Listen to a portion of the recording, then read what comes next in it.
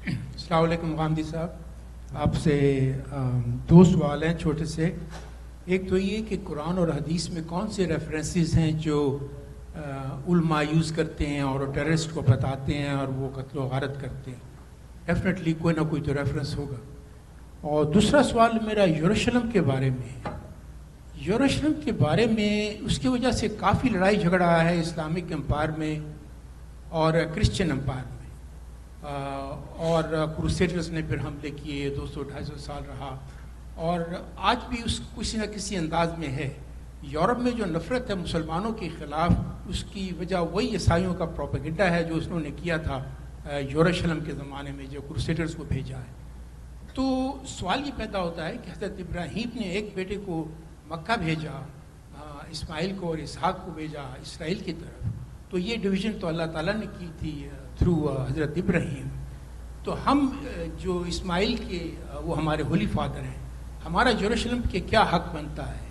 اور جب ہمارے پاس خانہ کعبہ ہے, مسجد نبوی ہے, اور جہاں تک یروشلم کا تعلق ہے اس پہ یہودیوں کا 2000 سال یا اس سے زیادہ رہا, اور عیسائیوں کا معاملہ ہے. اگر اس پہ کوئی کمپرومائز ہو سکتا ہے کہ یہ خام خواہ کا لڑائی جھگڑا ہے؟ پہلے سوال کے جواب میں وہی بات عرض کروں گا جو میں نے ابھی بعض سوالوں کے جواب میں کہی, کہ میں نے اپنے ڈیلس کے لیکچرز میں وہ سارا آرگومنٹ بہت تفصیل کے ساتھ بتایا ہے جو علماء پڑھاتے ہیں, بیان کرتے ہیں, اور جس کو پھر بعض طاقتوں نے, خود ہمارے ملک کی اسٹیبلشمنٹ نے اور امریکہ نے استعمال کر کے, اسی آرگومنٹ کو استعمال کر کے یہ دہشت گردی پیدا کی.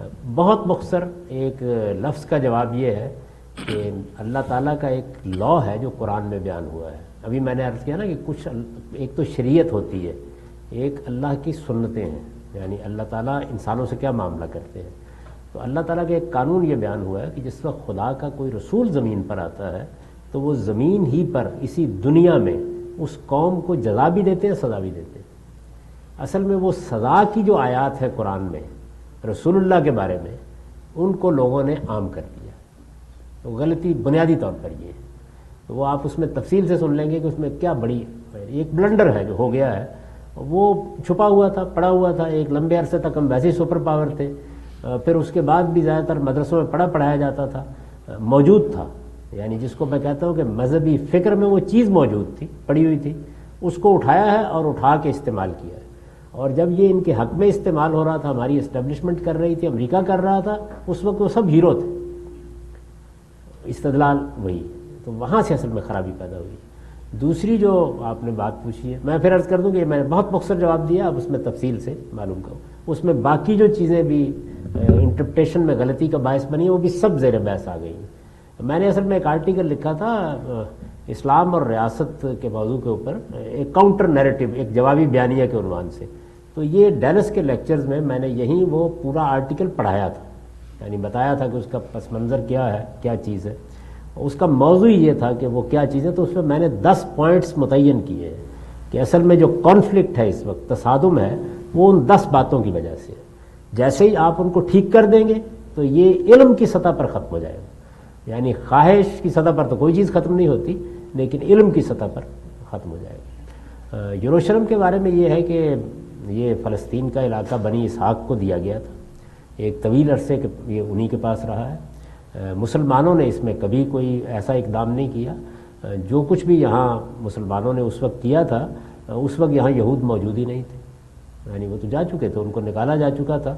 وہ تیتس رومی نے ان کو یہاں سے بے دخل کر دیا تھا, اور یہ 70 عیسوی میں حضرت مسیح کے فوراً بعد یہ واقعہ ہو چکا ہوتا ہے. یعنی اگر کوئی لڑائی جھگڑا تھا تو وہ مسیحیوں کے مابین اور یہود کے مابین تھا, ہمارے مابین تو کوئی جنگ تھی نہیں. جو وہاں پہ مسجد ہے وہ ایک پیغمبر کی بنائی ہوئی مسجد تھی, وہ تو اب موجود بھی نہیں ہے اس شکل میں, ختم ہو گئی. لیکن وہ حضرت داؤد نے بنائی, حضرت سلیمان نے اس کو آباد کیا, اس کی ایک بڑی حیثیت ہے. دنیا میں 3 مسجدیں غیر معمولی اہمیت کی حاصل ہیں. ایک حضرت ابراہیم کی بنائی ہوئی جس کو آپ حرم مکہ کہتے ہیں, دوسری رسول اللہ کی بنائی ہوئی جو مسجد نبوی ہے, تیسری حضرت داؤد کی بنائی ہوئی جو یہاں موجود ہے.